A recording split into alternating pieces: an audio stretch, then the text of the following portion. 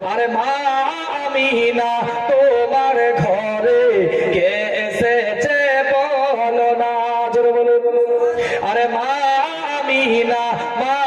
আমিনা তোমার ঘরে কে এসেছে বলো না। যারে নূরের একই ঝলকে চমকাই মক্কা কে এসেছে বলো না। 12ই রবিউল আউয়ালে এলেন নবীজি ধরা তলে। 12ই রবিউল আউয়ালে এলেন নবীজি ধরা তলে। সেজদাতে মাথা রেখে চাইলেন উম্মতের শুভ কামনা। মা আমিনা তোমার ঘরে কে এসেছে বলো না। আর দুনিয়াতে সুখে রবে আখিরাতে জান্নাতি হবে।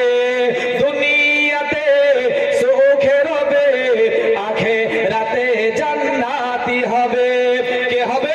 যে হবে নূর নবীজি সচ্চা আশিকে দিওয়ানা। মা আমিনা তোমার ঘরে কে এসেছে বলো না। মা হালিমা তোমার কোলে কে দলাছে দেখো না। কিন্তু মুসলমান বাবাজি বাবা ভাইরা বলতেছিলাম, বাবা মা জননী পানি নেওয়ার পরে বাবাজি উজু করলেন। বাবা উজু করার পরে ওই মায়ের গরম জায়গাতে বায়েজিদ বুস্তামি রহমতুল্লাহ আলাইহি শুইয়ে দিল। আপনার রহমতুল্লাহ আলাইহি শুইয়ে দিয়েছিলেন। ব্রাদার সামনে শীত আসছে বাবা, দেখবেন বাবাজি আজকে আপনার শীত আসছে বাবাজি, আপনার ছেলে খাটে আরাম করে ল্যাপকাটা নিয়ে ঘুমিয়ে থাকে। এদিকে মা একটা ভালো লেপ নাই বাবা, একটা ভালো পাটি নাই। এদিকে আব্বা জান বারান্দায় পড়ে আছে, শীতে আপনার ঘুম আসে না। ও বিরাদার, আপনার ছেলে একবার খবর নেওয়ার প্রয়োজন মনে করলো না। আমার মা ঘুমাচ্ছে না, শীত লাগছে না, মায়ের ঘুম আসছে না, মা কেমন অবস্থায় রয়েছে খবর নেওয়ার প্রয়োজন মনে করে না। ব্রাদার একটু আপনি পিছিয়ে আসুন বাবা। আপনাকে বলতেছিলাম বাবাজি, আপনার বয়স ছিল 1.5 বছর, আপনার বয়স ছিল 2 বছর। বাচ্চাদের অভ্যাস হলো পা দিয়ে বারবার ক্যাথা ফেলে দেওয়া, পা দিয়ে হটিয়ে হাত দিয়ে লেপ ফেলে দেওয়া। এদিকে মা ওই শীতের রাত্রিতে আরামের ঘুমটা হারাম করে দিয়ে 14 বার ঢেকে দিল, বারবার ঢেকে দিল, বারবার ক্যাথা পাল্টে দিল। আপনি প্রস্রাব করলেন, ক্যাথা পাল্টে দিল, আবার প্রস্রাব করলেন, কাপড় পাল্টে দিল, আবার প্রস্রাব করলেন, আবার পাল্টে দিল। যখন বাবাজি আর পাল্টে দেওয়ার মতো কিছু নাই, ওই সময় ব্রাদার শেষমেশ করলো কি, মা জননী আপনার বাচ্চার প্রস্রাবে আপনার শুয়ে যাই, বাচ্চার পায়খানার উপরে শুয়ে যাই, আর মায়ের গরম জায়গাটা আপনার বাচ্চাকে দিয়ে দেয়। জোরে বলুন সুবহানাল্লাহ। কারণ হচ্ছে বাবা মায়ের মনে হলো আমার কলিজার টুকরা, আমার সোনা মুখে, আমার জাদু মুখে, আমার নয়নের তারা, আমার ছেলেকে ঠান্ডা লেগে যাবে, জ্বর হয়ে যাবে, মাথায় ব্যথা হয়ে যাবে, কাশি হয়ে যাবে, আমার ছেলের শরীর খারাপ হয়ে যাবে। এটা মনে ভেবে বাবা মা প্রস্রাবে শুয়ে যাই, আর ছেলেকে আবার গরম জায়গা দিয়ে দেয়। ব্রাদার আপনি কেমন সন্তান বাবাজি? আপনার যে মা 14 বার বাবা ঘুমটাকে আপনার আরামের ঘুমকে হারাম করে ঢেকে দিতে পারে, যে মা গরম জায়গা দিতে পারে, যে মা বারবার আপনার ক্যাথা কাপড় চেঞ্জ করতে পারে, আপনি একবারের জন্য কেন খবর নিতে পারবেন না যে আমার মা বাবা কোন অবস্থায় রয়েছে? ভালো লেপটা আছে নাকি, ভালো ক্যাথা কাপড় পেয়েছে নাকি, ঠান্ডা লাগছে না গরম লাগছে, কি অবস্থায় রয়েছে? একবার কেন খবর নিতে পারেন না? পারবেন না আপনারা বাবাজি? কেন পারেন না আপনারা? লজ্জা লাগে না বাবাজি? কেন পারবেন না? যে মা পারলো 14 বার খবর নিতে, আপনি কেন পারবেন না? আপনি কেমন মায়ের সন্তান, আপনি কেমন মায়ের ছেলে বাবাজিরা আমার। বাবাজি আমরা বলতেছিলাম বাবা তাহলে বাবা খবর নেওয়া লাগবে। কি করলেন বাবাজি? আপনার মা শুইয়ে দিলেন বাবা। শুইয়ে দেওয়ার পরে নামাজ আদায় করলেন। নামাজ পড়ার পরে বাবাজি আল্লাহর দরবারে হাত বাড়িয়ে দিলেন, ওগো মাওলা, আল্লাহ আমার ছেলে বায়েজিদ বুস্তামি, আল্লাহ মাওলা আমার সন্তান মাওলা নসিব। আল্লাহ বায়েজিদ আমার জন্য কষ্ট করে, আল্লাহ আমাকে ভালোবাসে, জান মন দিয়ে ভালোবাসে। ওগো আল্লাহ, আমার ছেলের প্রতি আল্লাহ আমি রাজি হয়েছি। ওগো আমার মাওলা, আমার বায়েজিদের প্রতি রাজি হয়ে যাও। আল্লাহ তোমার ওই বান্দা হিসাবে আমার সন্তান আল্লাহ কবুল করে নাও, আমার সন্তান কবুল করে নাও। আল্লাহ তোমার প্রিয় বান্দার কাতারে, আল্লাহ তোমার প্রিয় বান্দার লিস্টে আল্লাহ আমার বায়েজিদের নাম লিখে দাও। জোরে বলুন সুবহানাল্লাহ। আল্লাহ নাম লিখে দাও। ও বাবাজি, মায়ের দোয়ার বলে বাবা আল্লাহর ওলি হয়েছিলেন, কিন্তু মুসলমান বাবা জীবন ভাইরা, সেই মায়ের দোয়াটা, সেই বাবার দোয়ার আমাদের প্রয়োজন আছে কি নাই বলেন? নাই নাকি? হ্যাঁ আছে, আছে বাবাজিরা আমার, যার দোয়াতে বাবা বড় বড় বিপদ কেটে যায়। বাবাজিরা আমার বড় বড় বিপদ পার হয়ে যায়। বাবাজি আমি জালসা করে যে রাতেই বাড়ি ফিরি না কেন, যতই রাত্রি হোক না কেন, গাড়িতে একবার হরেন দিলে পরে আমার মা বের হয়ে আসে, প্রথমেই মা বের হয়ে আসে। একবার গাড়িতে হরেন দিই, বাবাজি আমি বলি মা রাত্রি 12টা বাজছে, 1টা বাজছে, ঘুমাওনি? বলে বেটা তুমি তো বাইরে আছো, কোথায় মালদা, কোথায় শিলিগুড়ি, হলদিবাড়ি, কোথায় কুচবিহারে পড়ে আছো, কোথায় এদিকে ডায়মন্ড হারবার, ক্যানিং, সেখানে পড়ে আছো, বাড়ি আসছো, কোথায় আছো? বলে বেটা তোমার চিন্তায় ঘুম আসে না। বাবাজি বলুন, তাহলে আপনারা ছেলে নাই তো বাপ মায়ের কলিজায় শান্তি নাই, ছেলে নাই তো মা ঘুমাতে পারে না। বাবাজিরা আমার একবার হরেন দিয়ে দরজা খুলে দেয় আর দেখে বলে বেটা তুমি নাও, তো আমার ঘুম আসে না। আর আমার বাড়ি ওলি, আমার স্ত্রী, আমার বিবি। বাবাজি আপনারা যেমন ঘরে ঢুকলাম, বাবা চোখ ডলটাবে আর পকেটটা হাটকাবে, জালসা করে 1000 টাকা পেলে, জালসা করে 1000 টাকা হলো। বাপজিরা আমার ওকে কি বলবো বলে এবার বলেন তো, কেমন করে বাড়ি এলে? বৃষ্টি পড়ছে কি করে বাড়ি এলে? এত শীত কি করে বাড়ি এলে? গেটটা খুললো কে? এটা আর বলে না। কি করে বাড়ি এলে এটা আর বলে না। এই চোখ ডল্লাচার বলছে 1000 টাকা জালসা করে পেলে, দেখি জালসার টাকা 1000 পেয়েছো। বাবাজিরা আমার তো মায়ের ছেলের চিন্তা, বেটা তুমি কোথায় পড়ে আছো, বাপ মায়ের চিন্তা, ছেলের চিন্তা, আর বিবির টাকার চিন্তা। তাই বলে মারবেন বিবিকে? না, আল্লাহ নবীজি বলছেন মারিও না, গালি দিও না, মারিও না। কারণ আল্লাহ নবীজি বলছেন যে ঘরে স্বামী স্ত্রীর মহব্বত থাকে না, ওই ঘরটা আল্লাহর জাহান্নাম স্বরূপ। ওই ঘরে শান্তি পাওয়া যায় না, সুখ থাকে না। পৃথিবীর বুকে যে কেউ একটা ভালো স্ত্রী পেয়ে যায়, বিবি পেয়ে যায়, বাবা সে পৃথিবীতেই জান্নাতি। পৃথিবীতে জান্নাতের কিছু সুখ বাবা পৃথিবীতেই পাবে, যার স্ত্রী আপনার পরোজগার, দিনদার, ভালো, নেককার। বাপজিরা আমার, তার জান্নাত সুখটা বাবা পৃথিবীতে কিছুটা পাওয়া যাবে। বাবাজিরা আমার, তো স্বামী স্ত্রীর মহব্বত, স্বামী স্ত্রীর ভালোবাসা জান্নাতি ভালোবাসা, জান্নাতি মহব্বত। নবীজি বলছেন যে ঘরে যত বেশি আপনার স্বামী স্ত্রীর ভালোবাসা বাড়বে, সেই ঘরে তত বেশি আল্লাহর রহমত পাওয়া যাবে। বাবাজিরা আমার, শান্তি পাওয়া যাবে, সুখ পাওয়া যাবে, সংসারে শান্তি পাওয়া যায়। বাবাজিরা আমার, এবং ব্রাদার ইসলাম, স্বামী স্ত্রী মিলে বাবাজি একসঙ্গে খাবেন, এক জায়গায় বাবা খাবেন, আমি বলে গেলাম খাবেন, নবীর সুন্নাত। হযরতে মা আয়েশা উনি আপনারা বলতেছেন যে আল্লাহ নবীজি আর আমি একসঙ্গে আপনারা খেতাম। তো সুবহানাল্লাহ, আমি গ্লাসের যে জায়গায় ঠুট লাগিয়ে পানি পান করতাম, আল্লাহ রাসূল বলতেন আয়েশা একবার বলো তো এটা গিলাস, এই গ্লাসের গোলবৃত্ত, এই গোলবৃত্তের মধ্যে কোন জায়গাতে, কোন স্থানে তুমি ঠুট লাগিয়ে পানি পান করেছো? তো আমার মা আয়েশা আপনি বলতেছেন যে হুজুর আমি এই জায়গায় ঠুট লাগিয়ে পানি পান করতাম। হযরতে মা আয়েশা রাদিয়াল্লাহু আনহা উনি আবার বলছেন আমি যে জায়গাটা আঙুল দিয়ে দেখিয়ে দিতাম, যে জায়গাটা আমি আল্লাহর নবীকে আঙুল দিয়ে চিহ্নিত করে দিতাম, আমি দেখিয়ে দিতাম, আল্লাহ নবীজি হুবহু সেই জায়গাতে নবী আমার ঠুট লাগিয়ে পানি পান করতেন। জোরে বলো পানি পান করতেন। নবীজির বলতে আয়েশা এতে মুহাব্বত তৈরি হয়, ভালোবাসা বাড়ে। আমাদের সমাজে বাবা আমরা হয়তো মনে করি আমরা স্বামী মানে হচ্ছে লাট সাহেব, স্বামী মানে লাট সাহেবের দল, আমরা যা বলবো গোলামের মতো বলবো, এই এটা সেটা কর, শুনতো না। এটাকে ভাবিও না, আমরা হয়তো ভাবি স্বামীর কাঁদরি বিবি আপনার খাবে, আর ভুল করে যদি আপনার বিবির কাঁদরি স্বামী খেয়ে যায় তো মানে জাহান্নাম হয়ে যাবে। এটা আমাদের ভাবনা, ধারণা, এটা ভুল। বাবাজিরা আমার, যদি কোনো বিবির কাঁদরি স্বামী খায় তো জাহান্নাম হবে না, গুনাহ হবে না, পাপও হবে না, বরঞ্চ বাবাজি আপনার স্বামীর প্রতি বিবির ভক্তি বাড়বে, ভালোবাসা বাড়বে।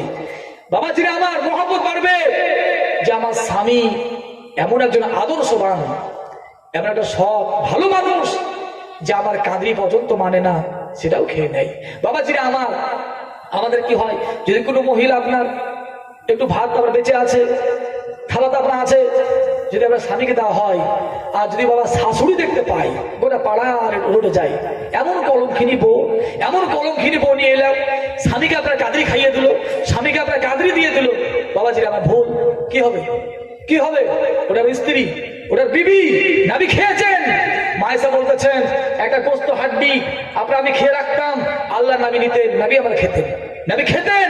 বাবাজিরা আমার, তাহলে এটা একটা ভ্রান্তি প্রথা সমাজে, ভ্রান্তি মত। বাবাজিরা আমার, একসঙ্গে বাবা খাবেন, মহব্বত বাড়বে, ভালোবাসা বাড়বে। আল্লাহ নবীজির জন্য মায়েশা খাবার তৈরি করেছেন, সুবহানাল্লাহ, জীবনের প্রথম রান্না তৈরি করেছেন বাবাজি। আল্লাহ নবীর অপেক্ষায় রয়েছেন, হুজুর আসবেন, একসঙ্গে খাবো। কিন্তু মুসলমান বাবা জীবন ভাইরা, আজকে কিছু বাবা আদর্শের আমরা কথা বলে যাব।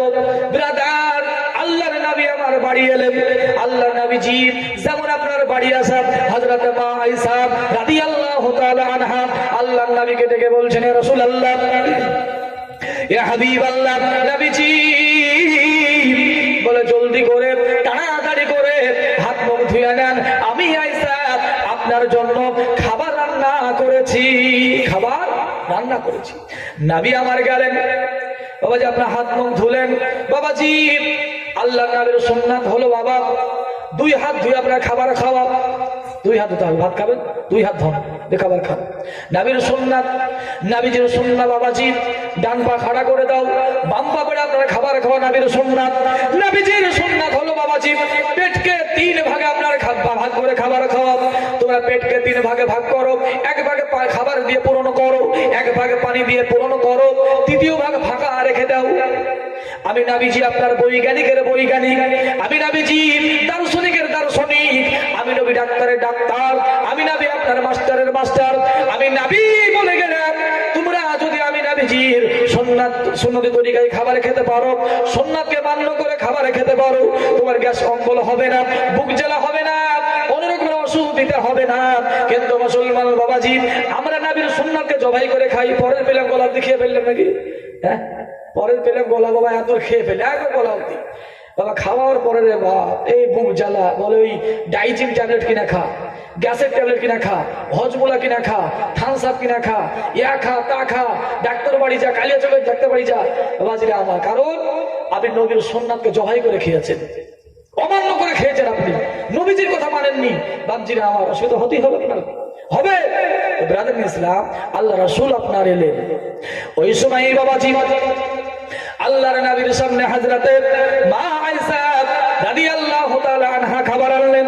খাবার দেওয়ার পরে আল্লাহর নবীজি খাচ্ছেন, আল্লাহর নবীকে হযরতে মা আয়েশা রাদিয়াল্লাহু তাআলা আনহা ডেকে বলছেন, ইয়া রাসূলুল্লাহ, ইয়া হাবিবাল্লাহ, নবী গো আপনি খাওয়ার পরে বলুন আমার রান্না কেমন হয়েছে, ইয়া রাসূলুল্লাহ আপনি বলুন রান্না কেমন হয়েছে। আল্লাহর নবীজি বলছেন, আয়েশা তোমার রান্না বড়ই ভালো হয়েছে, যেমন রান্না ভালো হয়েছে আপনার বলা। মা আয়েশার মুখে আপনার চেহারায় হাসি ফুটে এলো, মা আয়েশা হাসতে লাগলেন। বাবাজি মা আয়েশা হাসতেছেন, আল্লাহর নবী আমার দেখতেছেন। ব্রাদার,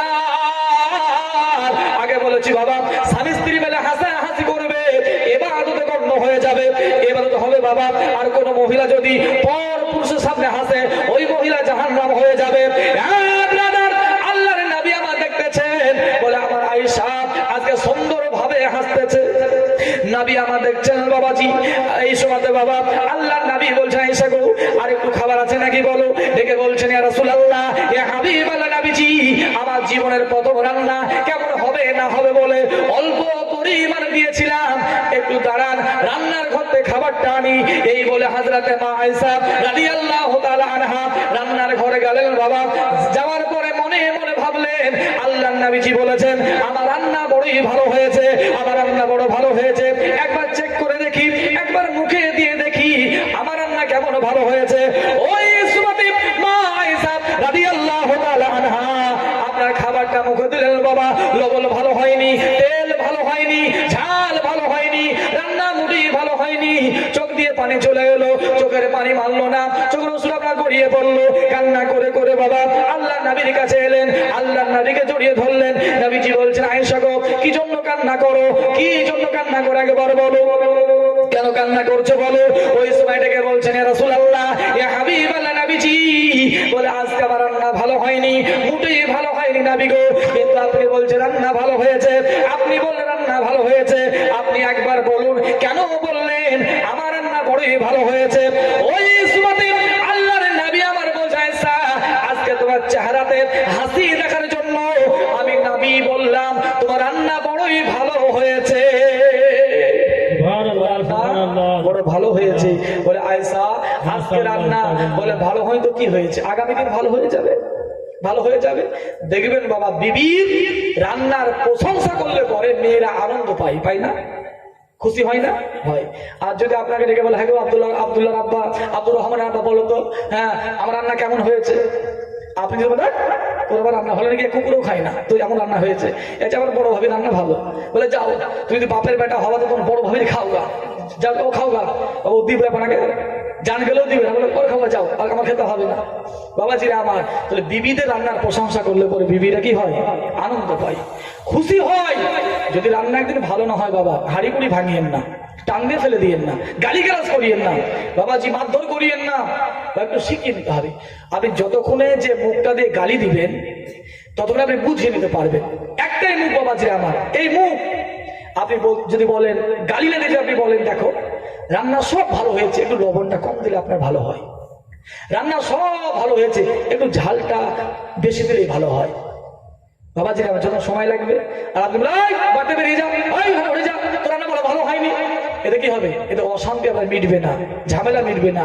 বাবাজিরা আমার, আর যদি কোনো স্বামী আপনার গালিগালাজ করে, আল্লাহ রাসূল বলছে তোমরা কোনোদিন শ্বশুর শাশুড়ি এদের নাম নিয়ে গালি দিও না। নবীজি বলছেন গালি দিও না, কারণ বাবা মা ব্যতীত শ্বশুর শাশুড়ি এদেরকে বাবা মা বলা জায়েজ রয়েছে। কি রয়েছে? জায়েজ রয়েছে। নবীজি বললেন কেউ যদি তোমরা শ্বশুর শাশুড়ি এদেরকে গালি দাও, তুমি হিসাব মতো ওই শ্বশুর শাশুড়ি এদেরকে তুমি গালি দিলে না, এদেরকে গালি দিলে না, তুমি হিসাব মতো নিজের মা বাবা এদেরকেই তুমি গালি দিয়েছো। আল্লাহ রাসূল বলছেন এদেরকে তুমি গালি দিয়েছো। আর দেখবেন বাবা, যদি কোনো স্বামী শ্বশুর শাশুড়ি এদেরকে আপনার গালি দেয়, এদেরকে আপনার গালি দিলে পরে ওই স্বামীর যে ভালোবাসা বিবির অন্তরে আছে এটা নষ্ট হয়ে যায়। স্বামী চরিত্রহীন ভাবে ঘৃণার চোখে আপনার দেখে, ওকে আপনার ঘৃণিত মনে করে, বলে শোনেন আপনি শোনেন, আমার মা আপনার খেতে আসে না, আমার বাবা আপনার খেতে আসে না, যদি মারতে হয় আমাকে মারেন, গালি দিতে হলে আমাকে দেন, আপনি কোন লজ্জাতে আমার মাকে গালি দেন? এরকম মেয়েরা বলে না, এরকম বলবেন আপনাকে, আপনি কেন দেন? আপনার খেতে আসে নাকি, আপনার পড়তে আসে নাকি, আমার মা তো আসে না, আপনি কেন গালি দিবেন? বাবা গালি দিলে পরে স্বামীর ওপর থেকে বিবির ভক্তি হারিয়ে যায়, মোহাব্বত হারিয়ে যায়, ভালোবাসা হারিয়ে যায়। আল্লাহ রাসূল বললেন তোমরা কোনোদিন শ্বশুর শাশুড়ি এদেরকে গালি দিবেন না। এরা মুক্তি সেবা শুধু জেনে নেবেন বাবাজি, আপনার ওই গালিটা নিজের বাপ মা এদেরকে দেওয়া হয়। বাপজিরা আমার, কোন বিবি যদি আপনার গালি দেয়, শাশুড়িকে গালি দেয়, শ্বশুরের নাম নিয়ে গালি দেয়, যেমন স্বামী সহ্য হবে না, অনুরূপ বাবাজি কোন আপনার স্বামী যদি গালি দেয় শ্বশুরের নাম করে, শাশুড়ির নাম নিয়ে, তা অনুরূপ বিবির সহ্য হয় না। বাপজিরা আমার, তাহলে আল্লাহ রাসূল বলছেন তোমরা গালি দিবে না। আমরা ভাবে আমরা পুরুষ মানুষ, মানে আমরা লাট সাহেবের দল, আমরা বাবাজি ওই নবাব সিরাজদৌল্লাহ, আমি যা বলবো আমরা গোলামের মতো হুকুম করবো, আমার বিবি শুনবে না। বাবাজি, যে আপনার হক রয়েছে বিবির উপরে, তো বিবির হক রয়েছে আপনার উপরে। কেমন হক? রাধা ইসলাম আল্লাহ নবীর 4 কন্যা। নবীর কয় কন্যা? এটা ভালো উদাহরণ দেবো আপনাদেরকে। কয় কন্যা বলেন? নবীর 4 কন্যা। তো নবীর 4টা হলো মেয়ে, আর জামাই হলো 3টে। কটা জামাই বললাম? কটা বললাম? 3টে। তাহলে আপনারা বলবেন যে মৌলভী সাহেব, তাহলে কি নবীজির একটা বিটির বিয়ে হয়নি? 4 কন্যারই বিয়ে হয়েছিল, 4 মেয়েরই বিয়ে হয়েছিল। একজন সাহাবীর সঙ্গে নবীজির 2 কন্যার বিয়ে হয়েছিল, যাকে হাদিসের ভাষায় জুন্নুরাইন বলা হয়। উসমানে গানিকে হাদিসের ভাষায় কি বলা হয়? জুন্নুরাইন বলা হয়। হযরতে মা রোকায়ার সঙ্গে বিয়ে দেওয়ার পরে, ওনার ইন্তেকালের পরে মা কুলসুমের সঙ্গে আপনার বিয়ে দেওয়া হয়েছিল। বাপজিরা আমার, ওই সময় ছিল বদরের যুদ্ধ। উসমান এখানে তৈরি হচ্ছেন, বদর যাবেন। নবীজি বলছেন, উসমান তোমাকে বদর যাওয়া লাগবে না। ওই সময় ডেকে বললেন, হুজুর মনে মনে নিয়ত করেছি, হুজুর গো, বলে দিনকে বাঁচাবার জন্য আপনার মুহাব্বত হুজুর আমি বদরের প্রান্তে যাব। ওই সুমাতে আল্লাহর নবী আমার বলছেন, সাহাবী ও আমার উসমান শুনে লাও, তুমি যদি আমার সঙ্গে যুদ্ধের মাঠে যাও, বলে আমার বেটি রোকায়ার সেবা করবে কে? কে সেবা করবে? খিদমত করবে কে? দেখভাল করবে কে? বাবা উসমান, তোমাকে যুদ্ধে যাওয়া লাগবে না, তোমার যাওয়ার প্রয়োজন নাই, যাও বাড়ি চলে যাও, আমার বেটির সেবা করো।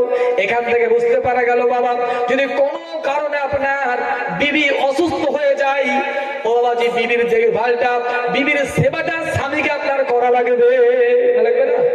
নবী তো এটাই বুঝালেন, নবী তো এটাই বললেন। নবী তো আর বললেন না যে না চলো যুদ্ধে চলো, চলো যুদ্ধে নিয়ে যাব, নবী তো বললেন না। নবীজি বললেন, বাড়ি যাও, তুমি যুদ্ধে গেলে পরে আমার বেটি তোমার বিবির সেবা করবে কে? দেখভাল করবে কে? এখান থেকে মানে আসে, যদি কোনো কারণে বিবি অসুস্থ হয়ে যায়, তো স্বামী আপনার বিবির কি করবে? সেবা করবে। আমাদের কি হয় বাবা বলতো আপনারা? আমাদের এমনটা হয়, যদি স্বামী অসুস্থ হয়ে যায়, তো বিবির যত কষ্ট হোক না কেন গরম পানি করে দেয়, ডাক্তার বাড়ি নিয়ে যায়, বাথরুমে নিয়ে যায়, গোসল করিয়ে দেয়, করে না? হ্যাঁ কিনা বলেন? হ্যাঁ কিনা? করিয়ে দেয়।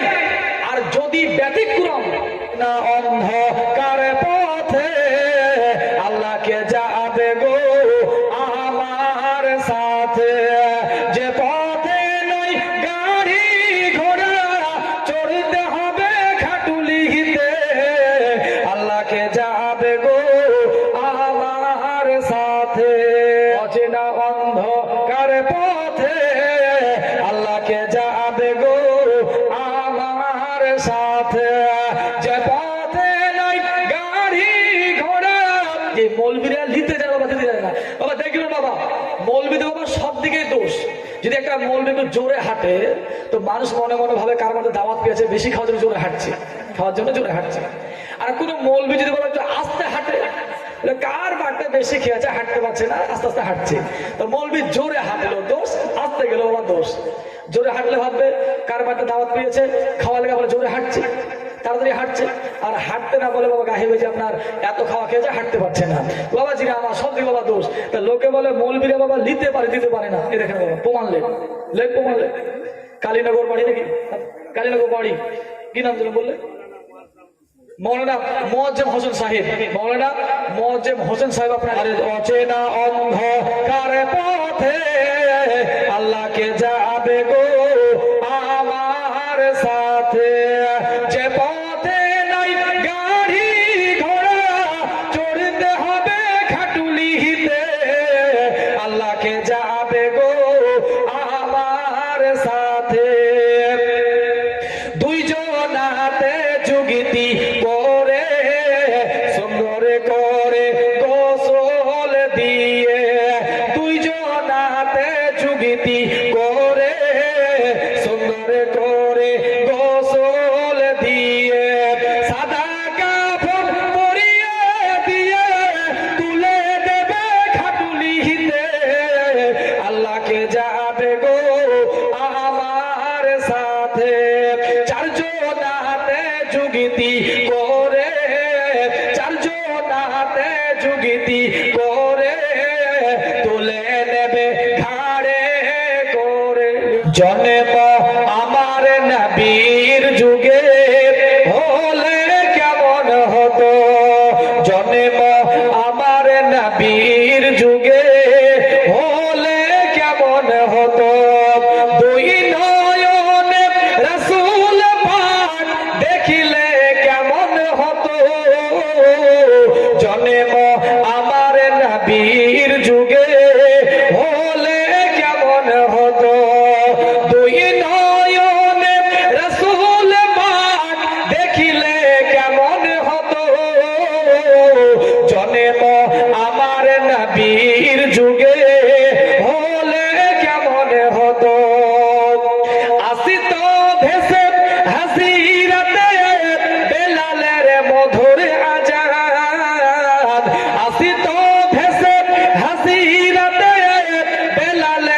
মধুর আজান, দয়ার নবীর পিছে নামাজ, দয়ার নবীর পিছে নামাজ পড়িলে কেমন হতো।